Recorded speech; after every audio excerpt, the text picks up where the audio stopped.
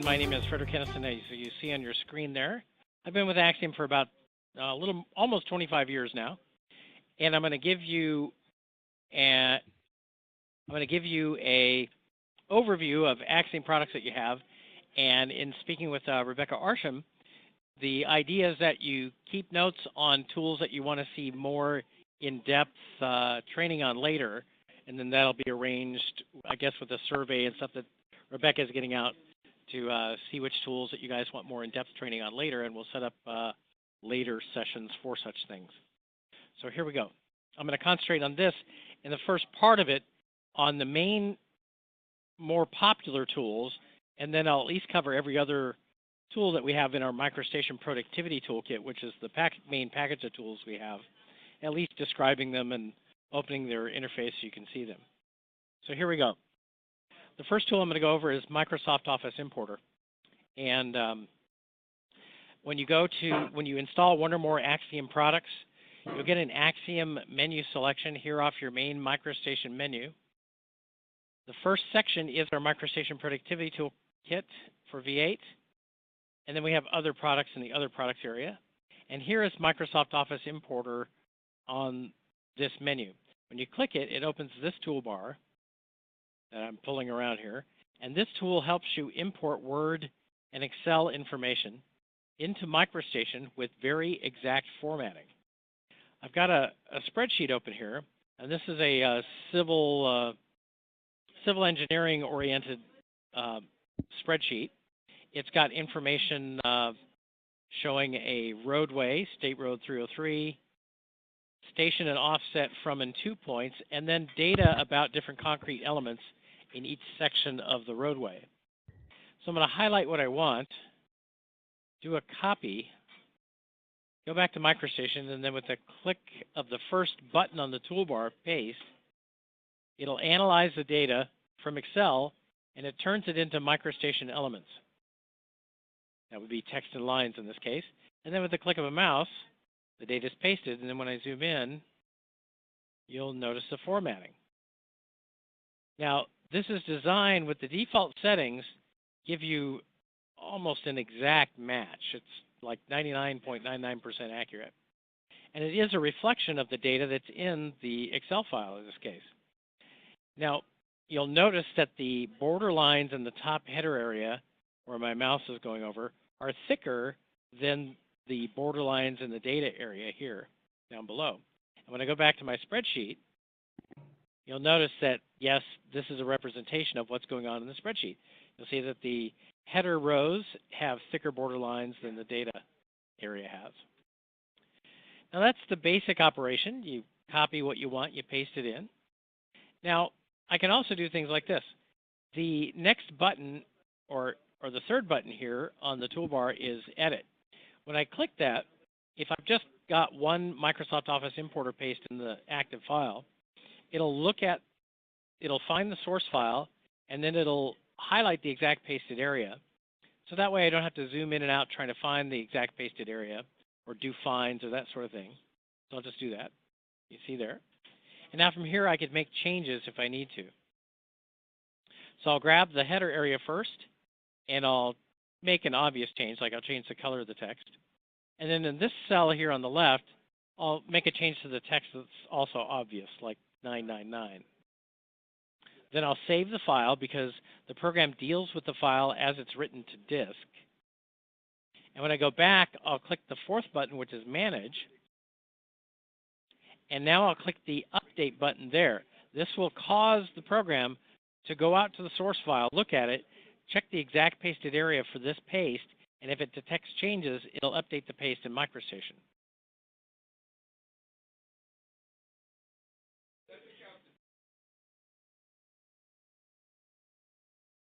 And there's the changes that you see. So when I go back to Manage, you'll see that it's got the name of the source file. You can click the Select button. If the source file name changes or if the file is moved, you click the Select button, navigate out, and pick up the spreadsheet or the Word file again. It'll reset the link. The link is also set to automatically update when the design file opens. That's from the default settings which you access off of the last button. This is the settings button. And all that means is I close the design file. Next time I open it, it'll check the source file, check the exact pasted area. If it sees changes, it'll automatically update the paste without any interaction with you.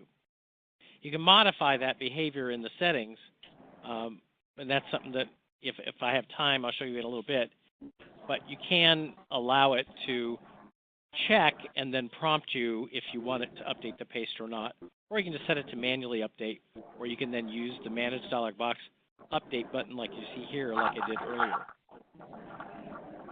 Again, just as a reminder, for those of you listening, please mute your phone lines using *6 on your keypad to help keep some of the noise down. That'll improve the quality of the sound for everybody else listening here. Thank you. All right, so also you'll notice up this dialog box, it says group pasted elements in the cells. That's also the default setting.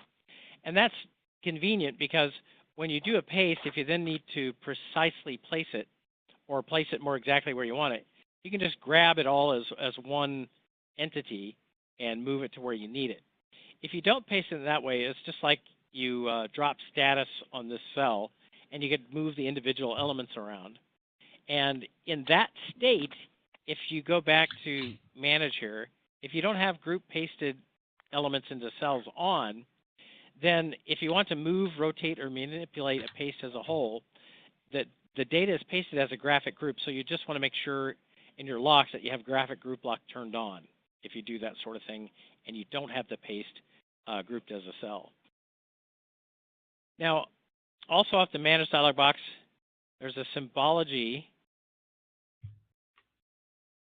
There's a symbology tab. When I click that, here you can change for an existing paste the symbology of the text, including the level, and also the borders separately. And this is for existing paste. You can do this same type of symbology setting for the initial paste when it first comes in through the settings button, but this is after the fact. The only thing that I just need to inform you of is whatever change you make, like for example, let's say color here to 2, it'll apply it to all of the text in the paste. In other words, it's not going to allow you to pick and choose what text you want to be what color. If you do want to have different text be different colors, the way to do that, the way the tool is run, is not do it through this dialog box, but to do it through the spreadsheet itself. And if I click Apply, it'll reanalyze the data, and then it'll just apply the symbology change that I made here. And there you see the change to the text. Next button is List of Links. This will list any existing Microsoft Office importer links in the file, and you can do a bunch of different operations with the links from this particular window. And now I'll adjust my view a little bit, and this red border area is here for a specific reason. I'll go into my settings, and under settings, one thing I'll point out is this. Under font, you can paste using a default font. The default, though, is to use the same fonts as the source document. That's going to give you the most exact match.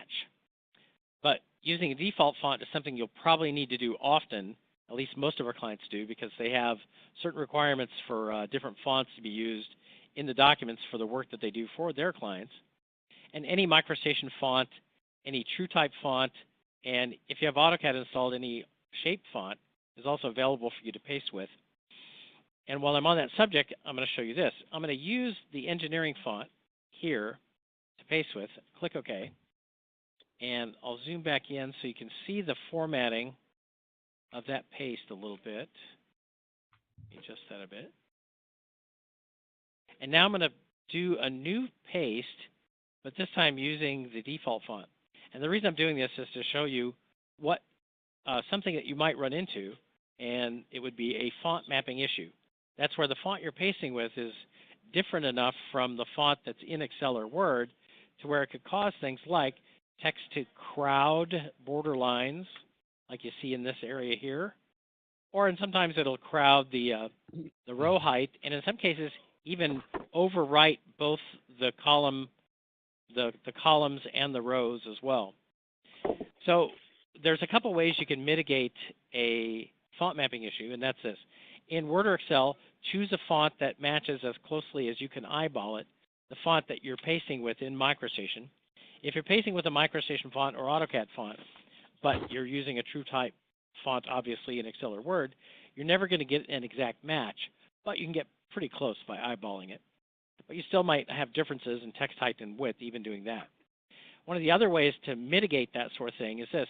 Go into the spreadsheet itself, and remember I showed you here it's crowding the columns. So you can adjust the columns in the spreadsheet, move them out a little bit, save the file, and then Microsoft Office Importer will recognize that as a change. So if you go back to Manage and then click once again on the pasted area, you can then do an update. It'll recognize that a change has been made, and it'll readjust based on the column widths that you just changed there. Notice I've got more spacing. Now I'm going to undo that, and I'm also going to undo the changes that I made here in Excel, save that. And the last way, this is the third way, when I go back to the settings, text, and then size category, this is a name text size, and this is just a default setting. There's a non-text height and non-text width setting. This is the padding of blank space around the text in a cell and between the text in the cell and the cell borders. So I'm going to adjust this to 3.0 here and 1.5 in the non-text area, non-text width area. And the reason for this is I've just done this by playing with it a little bit. I'll click OK. Now I'm going to paste this same data below and then show you the differences in the formatting. This is actually going to give me more padding around the text in each of the cells, and it's going to fairly dramatically modify how the paste looks.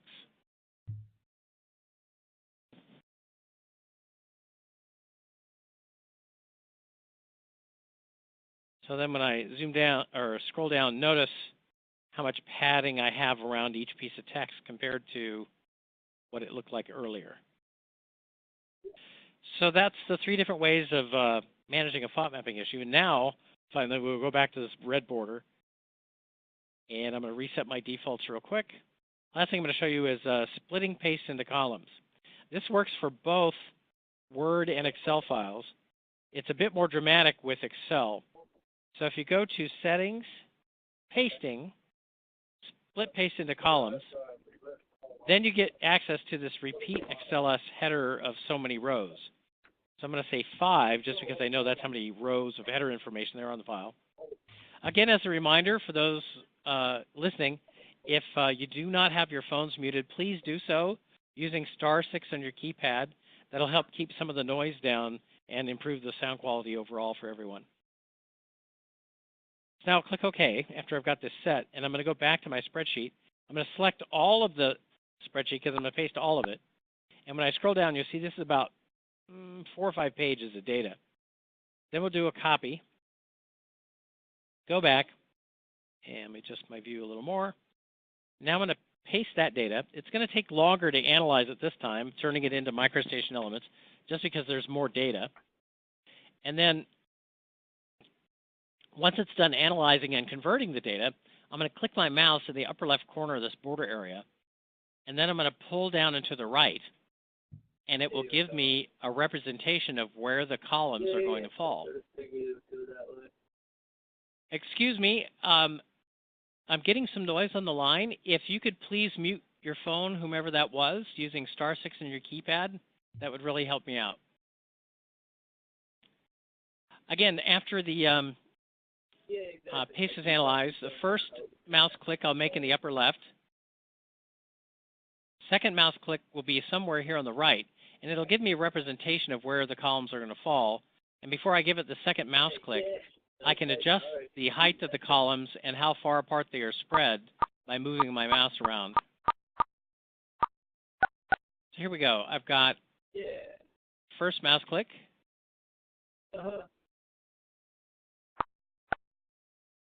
And then here's the representation of the columns, and then click. And then when I zoom in, you'll see first column split off. It has the header information. and then here's the third column. The other good thing about this is I can precisely place the columns after I paste them like this, and later, if I need to do an update to them, it will update them in place. In other words, it won't shift them back to where they were when I initially pasted them. And that's the overview of Microsoft Office Importer. There's a lot more I could go into, but that's where I'm going to end off for right now. Now, if there's any questions, you can unmute your phones here by using *6 on your keypad, and I'll answer a question or two. I think what we have to go back and look at is... And if there aren't any questions, that's fine. What they had. Just a second here. I'm going to see if I can mute. So maybe if you take the rolling, the latest map, the noise that I'm getting here. Just show where the MFE walls are on that. Hello? Hi. Yes, hi. How you doing? Hi, who's this? This is Laith Alatar. I'm from Glastonbury office in Connecticut. And I would like to ask a question regarding the table itself. If you drop this table, is it going to be like text and lines and it's not going to be linked? It'll be linked. Yeah. It'll still be linked. The only difference is this. In fact, let me do a quick paste here since you asked. That's a very valid question. So I'll highlight the area, and then do another copy here. But this time I'm going to take the option off to group the paste elements in the cells. So I'll just take that off, and I'll click OK. Now the default setting for the paste I did before had that on. Group. So now when I paste the data,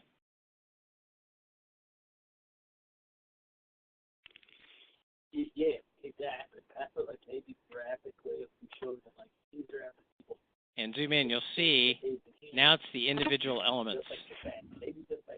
So this would be just like taking a cell, placing it, and then dropping status on it. But if I go back to the Manage dialog box here, and then click once again on one of the elements of that paste, notice it's still linked, and I can still edit the source file. I see. I can still make a change. It's just not placed as a cell. Now, if you want to, this is kind of since we're here and asking about that, if you do want to break the link after the fact like this, you can drop status and then go up to the upper corner. In this case, move that line and that line a little bit. And you see there's a little element there. When I click on that, go into your view attributes. If you can't see it, you'll have to turn constructions on, which I have on though. That is the kind of like the anchor element. You can delete that, and at that point, if I then click Manage and double click, notice the link is broke. I see. Does that help you? Yes, yes. Thank you. Good. Yeah. All right, so with that, I'm still trying to find whom I'm getting the noise from here. A second. If I can do that quick, great. Exactly. And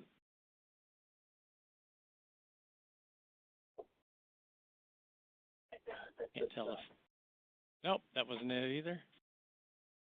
Just try a couple more here before I move on. All right. Well, I'm just going to move on then. So the next tool I'm going to cover is RefManager. I thought I could quickly find that here. And oh, yeah, exactly. So, but you can't say too much. Let's just show. Anybody recognize the voice of that person? Yeah, I talked to Ray after, and I also told Rick to email me about something else. I'm just going to mute everyone else. All right, after I get done with a program, I'm going to unmute and then ask people if they have questions again here. Sorry about that.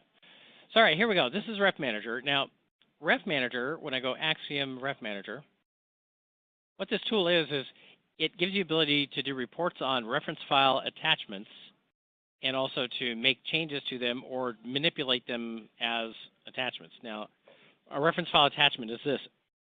when you take a design file and you link another file to it, the terminology that's been used for decades now is the file that has the link to the other file is called a master file, and then the file that is linked is called a reference file. Why? Because you refer to it or refer to data in it. Now, when you do this link or you make this connection, in the master file there's a block of information that is created in it, and that block of information contains wow, I've stumbled over my tongue here, contains things like the name and full path at times. Sometimes you can tell it, you can also tell it what data to keep about the path, just the file name, no full path, or the relative path, that sort of thing.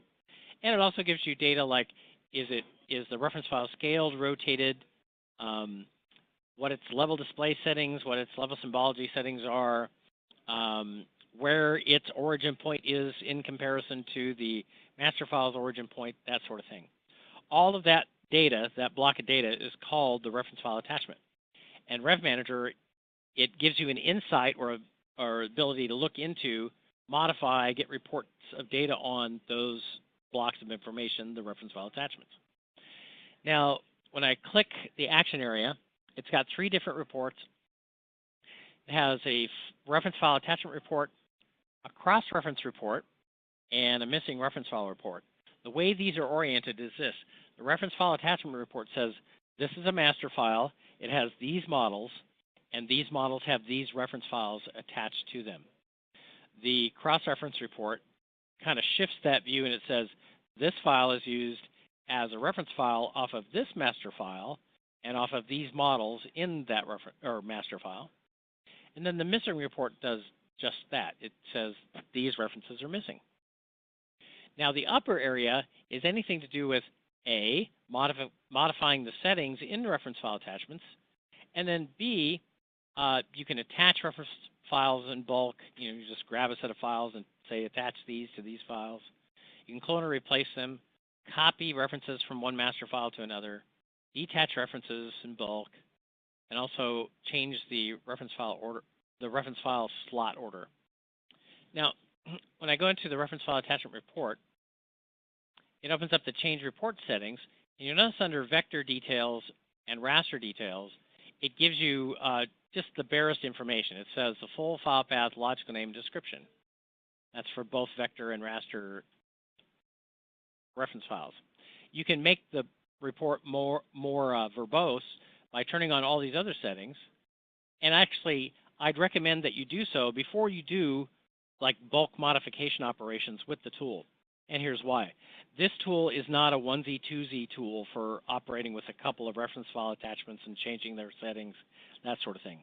Its power and its purpose is designed to give you the ability to make bulk changes to a large number of reference files that are referenced to a large number of master files.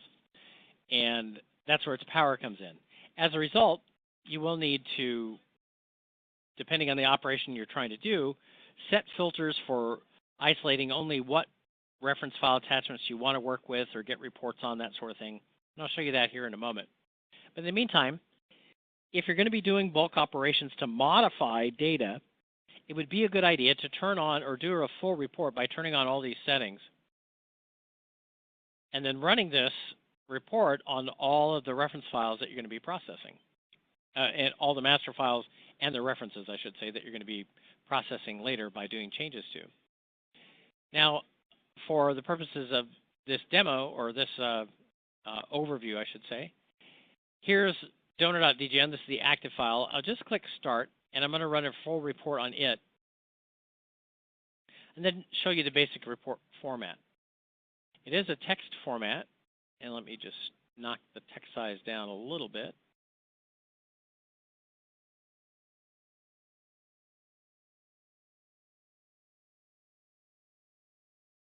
All right, so it shows you the currently loaded settings file, and this may be important depending on if you have settings files saved out, which you can do so for specific purposes, like doing modifications of the level display, level symbology, things of that nature. But you're processing all models in this case, There's no filter set for the reference file attachments. The vector reference details, this shows all the settings that I had turned on. And for the raster details, I just left the ones that are the default settings. Then it shows you the first master file, the first model in that master file. Here's the first reference. And notice it then says attached reference files location. It's not found. Reason being is because yesterday I did a presentation of this one, another training session, where I specifically renamed this reference file to reference 10 so that it would not be found. So even outside the case of running the missing reference file report, if a reference file is not missing using the regular reference file attachment report, it'll also report on references not found there. Then as I scan down through, the rest, even though this file is not found, the reference file attachment still exists in the master file. So all the data that was in the reference file attachment is still in that master file. And so you can see the different data related to it right here. Now the next file, reference file, is reference2.dgn. Here's its location, its save full path, and the way MicroStation V8 changed how full path information is stored, you could get various results here. Because sometimes in one area it'll store the file name, another area it'll store the path or the relative path, that sort of thing. And then you have the other settings here and on through. Now, because this is a text file, if you're going to be doing bulk operations like I mentioned earlier, which you can do with the tool, you can save this out as like a set of data showing the settings that you have for your references. So you go File, Save As,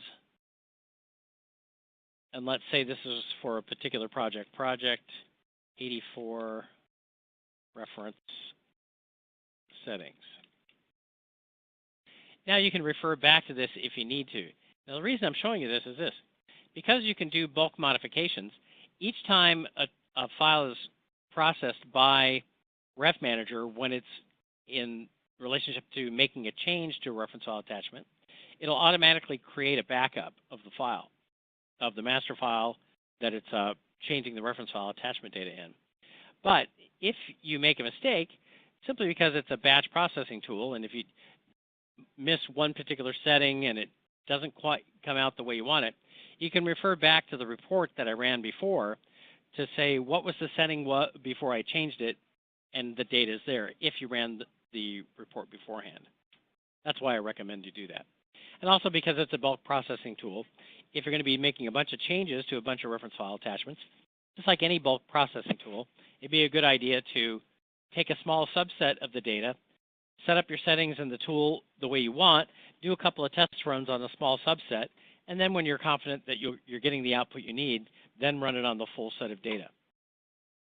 Now go into Modify Reference File Attachments here, and you can modify the reference file location. If you have the full path and file name, for example, stored in your reference file attachments, which in some cases most people won't do, but it happens sometimes. Let's say you have the data on an O drive for a project folder, and then your references in a folder called References, just for example purposes. Then you could use this by changing the component to relative file spec, and let's say the O drive is getting full. You talk to your information technology people, they say the T drive has lots of space, so you can move it there. So you move the files physically on disk, but then when you get them there, you lose all your references, because if you had them hard-coded like this, so where to look for references, then when you put them on the T drive, it's not going to find them. So you can use this as a substitution after you got them moved to say, well, now look on the T drive. And let's say when you did the move on disk, you changed the references folder, you shortened it just to make paths shorter to refs.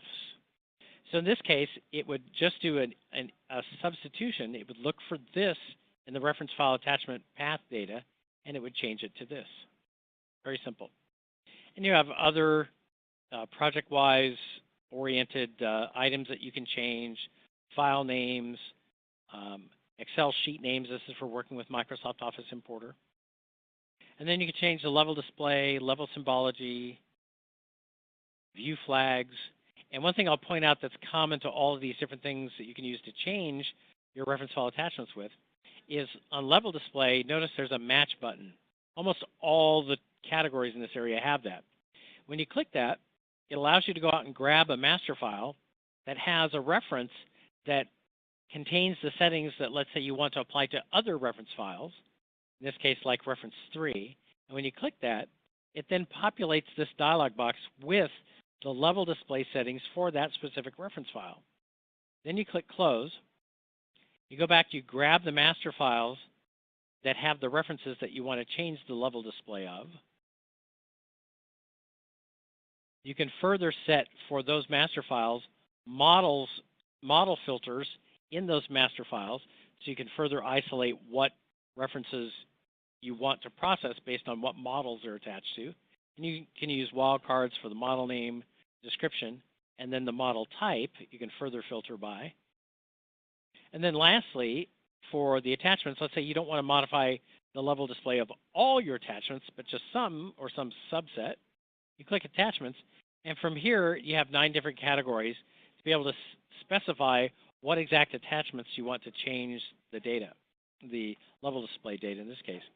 Like for file name, you could use wildcards. You could go A, star, and you can string them together using a semicolon, B, question mark, C. And you have a bunch of other categories to specify how or what exact references you want to modify in this particular case. So that's an overview of RefManager. There's a lot more I could go into this, but I'm not going to for the sake of an overview. And I'm going to unmute the session for a minute. And see if there's a question or two about RefManager before I move on. You can unmute to I ask have a me question. By using. Okay, good. Okay, And quick question there. Jonathan. Hi, Jonathan. So quick question for you. When you were just on that last screen where you were talking about how to tell Axiom which attachment specifically you want, when you were in file name, you were talking about wildcard and you did some kind of an A, B, question Z. I don't understand what that means. What are you doing there? All I did here was to show you what wildcards you can use. For example, if your reference file attachment name starts with the letter A, and you went A star, that would just say, grab me all the reference files that start with the letter A, and I don't care what characters or how many characters after that they have. As long as they start with A, I'm good. Then I gave it a semicolon, and that just says, I'm going to give you another wildcard thing to match, and then I put B, question mark, C, and actually I should have probably put something like star at the end. What this means is this. Question mark is a single character wildcard. So in this case, it would say, if the file name starts with B, its second character, I don't care what it is, letter, number, symbol, doesn't matter. Its third character is C, and then in the case of the asterisk, again, it's any character or number of characters after, then match those. Okay. Does So that make a bit more sense? It does. You can't put something as specific as, BP001.dgn, for example. Oh, no, you totally can. You totally can. Just because it says wildcard here, it just means you can use wildcards, is what I should have specified. So if I put my ref 001.dgn, then yes, you could do that. And you could then. So you don't need the entire file extension. Like you don't need T:/, T drive /. You just need the name of the file at the end. You could do that if that's enough to specify that's the only reference file that you want to process, yes. If for some reason this is not enough, you have a bunch of other categories that you can select from here to further isolate it. In other words, let's say I just said this, my star. So any reference file that starts with MY, and it doesn't matter what characters it has after that, it'll match. But let's say I don't want all of those. So I could go under Advanced, for example, and I could say I only want those where the level display is turned on. Okay. just for example. Or I could Okay. say only those that have a logical name of order. So in other words, I can use all these different categories and items in them to isolate either a very broad selection of references or a more narrow selection as needed, so I'm only processing or modifying those references I want to. Okay. That makes sense. Can I ask you one more? Yes. Sure. Okay. When you were on level display, when you clicked modify reference file attachments and you're under level display and you do the match, Yeah. it seems to me that when I've done that, the list of levels that populates it seems to be more levels than are actually in the reference that I'm telling it to look at. What is that? Why are there so many levels? Are the levels, are they displayed or not displayed? In other words, if there's more levels than what you see there, are there some that are on with elements and some not? Something like, or do you know? That would be my guess. Okay. Because if there's levels in the level table, whether their display is turned on or not, it's going to grab those levels. If they're in the table, even if they're not, okay. Right, if they're not used, right. So if that's the case, I'm not sure if there's a way to filter that. At least I believe that's the case from my past working with this tool. If that's the case and there's only certain ones you want, you can click on a line and then edit it and remove ones that you know are not there, if that'll make it quicker for processing. Okay, that makes sense. In fact, I'm gonna make a note on that here. Give me just a second to check that. So match levels more than what are either in or used in reference. Jonathan, what's your last name? Hartzell, Hartzell. Okay. Do we have a phone number, email setter for you? Do you know? More than likely? Yeah. Okay, good. So I got your name noted, so I'll check into that further, and then I'll follow up with you on that later, okay? Okay, yeah, it's just jonathan.hartzell@WSP.com. Okay, cool.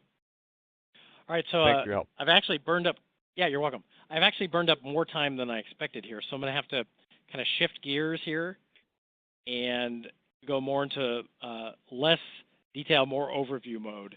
So I'm going to remute everyone for the moment. Start going through the tools, open a dialog box, explain a bit. Again, keep notes as we're going through for things that you want more data on and more in-depth training on as we go. So I'll go back to Axiom, and I'll just start at the top here, CellManager. CellManager is a tool that gives you the ability to manage cells in cell libraries, doing things like editing cells within the cell libraries themselves, doing bulk editing to the component elements of cells in cell libraries. You can change, like, you can say, select every line in every cell, and if it's color blue, change it to green, for example. You can also extract cells from existing design files that will just make a copy of them, and you can tell it then what cell library to put those cells in. You can get text-based reports on all the details of cells in your cell libraries. You can create pages of documentation, which will put a graphic of the cell with data about the cell below the graphic. And you can print that out in a hard copy format or leave that in a PDF file out on a server or something like that. Import will allow you to import AutoCAD blocks. It'll also allow you to import 3ds Max files and SketchUp files into MicroStation cell libraries. And it turns them into MicroStation cells when it does that. And the good thing about this tool also is it allows you to manage more than one cell library at a time. You just click select and then navigate out and pick up any cell libraries, any number of cell libraries you want to manage. And then you can do things also like consolidate cell libraries, create specialized cell libraries for a certain purpose, like, let's say, roadway signs or girders or whatever the case may be. So that's CellManager in overview mode. DgnCompare, this allows you to compare one version of a design file to another version of the same design file, or one set of design files to different versions of those same set of design files. I've mainly seen it used where you're dealing with or working with a contractor, and you give them a set of files to work on. They work on the files, you get them back, you compare the copies that you gave them to the copies they gave you, and you can graphically see the differences in the files through a special design report file. That report file uses a symbology by default, and you can change this default symbology. That'll show you graphically those elements that have been added, comparing one file to another, unchanged, modified, or deleted. Duplicate element, oops, wrong one here. Duplicate element remover does just that. It'll report on and allow you to view and then decide what you want to do, and also just automatically delete duplicate elements. Its power also comes in its ability to set tolerances. In other words, you can say, if the vertices aren't quite right on top of one another, and you can set this up to a tenth of a master unit, then consider them or flag them as duplicates. And you do the same thing for rotation. If it's slightly rotated differently, you can set tolerances for that to flag things as possible duplicates. And that's that tool. FileFixer, this gives you the ability to report on and also fix corruptions in design files. When I say corruptions, what I mean is any point in the design file where one or more bits are flipped is a corruption, basically. Anytime that happens, depending on how many bits are flipped and where in the design file it happens, you could run into things like you try to zoom in on an element and it disappears, or you try to select an element and you can't, or you're trying to manipulate a graphic group and it's not operating correctly, or at the most extreme end, you try to open a design file and MicroStation says, sorry, I can't open it. It has two modes of operation. One is automatic design file repair mode. We call that panic mode. That's where you're trying to get something done. Maybe you've got a deadline coming up and a file just goes kaplooey on you. You can't get into it, or it's all messed up and you can't manipulate, grab, or otherwise handle elements in it. So you run automatic design file repair on it, use the report to further tweak things in it if you need to, so you can continue on with your productive work in short order. And the search for problems mode we call maintenance mode. You can use it to periodically check the status of your design files and see how clean they are. The ones that have more serious forms of corruption, you can set filters for in the settings to say, only show me those files that if I continue to use them, their corruption could get worse. And it can create a list of those that you can then input into the program to then run automatic design file repair on. And over time, keep your files cleaner so that instances where corruption might impede or slow production would be lessened over time. Global File Changer, this gives you the ability to make changes down to the element level and the symbology level of elements to any number of design files you want to. It's really a bulk editing, brute force hammer of being able to change things in hundreds, thousands, tens of thousands of design files if you wanted to. Its purpose is anytime you want to make a bunch of changes to a bunch of design files where if you did so or had to do so manually, one file at a time, it would just be cost and time prohibitive, then you could use this tool. It uses something called a key file, which contains a couple of Global File Changer specialized commands and key-in commands that allows you to make changes to any number of design files you want. It does take a little bit of setup, but if that little bit of setup is then going to save you hours and hours of time, it's more than worth it. It also comes with a bunch of key-in files itself that you can use as templates to give you ideas, but also give you a starting point on things that you could change or modify with your design files. It also has a custom menu, which has tools on it that have been added by people paying us for a custom programming project to add a particular tool to this. or something was just requested so often, we went ahead and added it ourselves. For example, modify text is one that we added ourselves, and it gives you the ability to edit and modify any aspect of text over any number of design files, including doing text substitutions, find and replaces of text over any number of design files as well. So that's Global File Changer in overview mode. Microsoft Office Importer I went over. Problem Element Viewer is a specialized viewing tool. You go to File, Open Report File. You can load report files from other Axiom programs, which then it steps you through the report file by design file first, and then it looks at the elements reported on in those files, and it opens the design file, goes to the first element reported in the report, and it windows the element in on the screen. And if I click down here on Files of Type, you'll see you can import FileFixer, SpecChecker, which I'll go into in a moment, reports, and also DgnCompare and duplicate element remover reports. And it's just a way to take you through the reports so you can see the individual elements reported on. It's kind of like having an interactive mode outside the programs themselves. A RefManager I went over. RefMerge is a powerful merge utility. It gives the ability to merge master file and its references. Its power comes through its settings. It's got tons of settings, with the idea being that you can set it up so that at the end of the output, where you've got your merged files, they should require little or no further attention to get them into the format that you need. Next is RefManager, and that's a companion tool for SpecChecker, which I'll open first, and then I'll explain the relationship.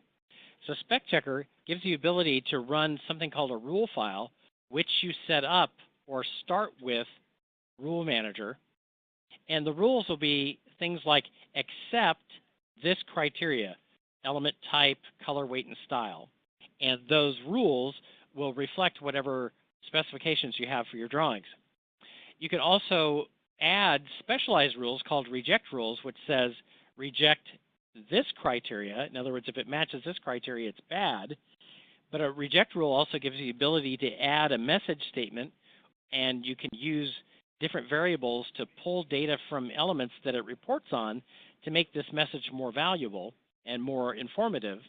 And you can also add to a reject rule a correction statement. Correction statement would do something like this. Let's say your reject rule said, if you find lines on this level and they're not red, then mark them as bad. The correction statement could be then, well, just make them red. And the way the program works, you can run it interactively or just run it and let it process through the files. And you can tell it with search-only mode to either not allow it to make automatic corrections, or you can say, go ahead and let it make automatic corrections. And then you can check your files periodically on disk to make sure, based on the rule files, that they match the specifications that they're supposed to have. And RefManager, just to open this dialog box and cover it again, it gives you the ability to take an existing set of files, to analyze them, and create a basic set of accept rules based on each element it finds in those design files. You also have the ability to scan DGN library files and create a basic set of rules using those. It also gives you the ability to edit a rules file. And actually, I don't have one for this particular file, but it gives you then options and also a wizard mode for creating new rules and viewing the rules and tweaking the rules file. Sequence Editor, this tool gives the ability to push elements to back, super push elements to back, and then pull elements to front. It's mainly used in conjunction with priority to handle things in plotting where you get elements appearing on top of one another when they shouldn't, that sort of thing. It's more of a user-oriented tool for that, for handling things like I just described. And SpecMonitor, it's kind of a companion tool for SpecChecker. It also uses the same rules as SpecChecker, but it's live, meaning as I'm placing elements into a design file, it checks the rules, and if it finds that the element I placed violates one or more of the rules, it'll open a dialog box and give me some options for handling. I've mainly seen it used where you've got a new project in-house and the CAD manager or project manager wants to get people up to speed quickly on the specifications for this new job. So he'll set up a rules file, turn on SpecManager to use that rule file to help get people used to the specifications for that job. And once they are, the CAD manager or project manager will turn SpecManager off and then periodically check the files on disk using SpecChecker itself. SpellCheckerPlus, this gives you the ability to check spelling in an individual design file under check spelling, but also multiple design files at a time using check spelling in. And it's got the ability to have a project-oriented dictionary, user-oriented dictionary, and it will interactively, when you use check spelling in, it'll open the first file, find the misspellings, interactively go through them, adjust them, fix them, and then once you're done with that file, it'll then open the next file in the list and do the same thing. The plus side is it gives you tools for processing and modifying text and also cells as well. And lastly, in Toolkit is RefManager, and it's a specialized incremental backup tool. When you run it, you can set incremental backups down to 1-minute increments all the way up to 4-hour increments, and you have the ability to set the maximum number of backups to make per file. This tool is oriented to this specific type of thing. You've got a bunch of files that you need to make a bunch of changes to in a relatively short period of time, and you got to do it fast. So you can set this up to make incremental backups in such a way that if you make a mistake, you can easily step back through the backups and then go back to where you were last doing well before you made the mistake, and then continue on from there. Once it reaches the maximum number of backups to make, it'll start over at 1, overriding them as you go. And then when you're done with that operation, you can shut the program down and then go and delete any incremental backups it created if you need and want to. And lastly, when I go into the other products area, some of these tools you may have, may not have, I'm not sure. Raster DGN gives you the ability to edit raster references from within MicroStation. You can copy raster data, move it, delete or mask it, deskew it, monochrome rasters you can despeckle. You know, so also stamp vector information into the raster files and other tools. And Title Block Manager is Title Block Administrator, Title Block Client, gives you the ability to manage title blocks in a bunch of different forms, regular cell, shared cell, simple text form, and also tag form as well, where you can extract the data out from the title blocks, edit it and adjust it, resequencing sheets and total sheets and other data, and then saving the spreadsheet or Access database that the data is exported to, and then tell the program to export the data back out to the design files, thereby resequencing the sheets in the design files themselves, that sort of thing. And also one thing I'll point out is for Microsoft Office Importer and Title Block Manager itself, we also have versions that run in AutoCAD. Now, with that done, I've got about 2 minutes left. To be honest, I'm not and sure. I'm going to ask if anybody has any questions now again. Yeah. And if you have your phone muted, you can unmute using *6.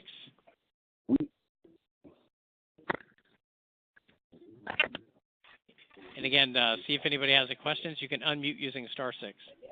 If you've already muted using *6 and you mute and you forget to unmute, or you muted and unmute, it's a toggle, so you can just use *6 to do it one way or the other.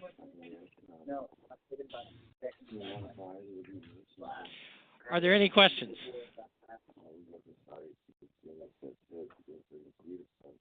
Rebecca, are you here, by the way, this time?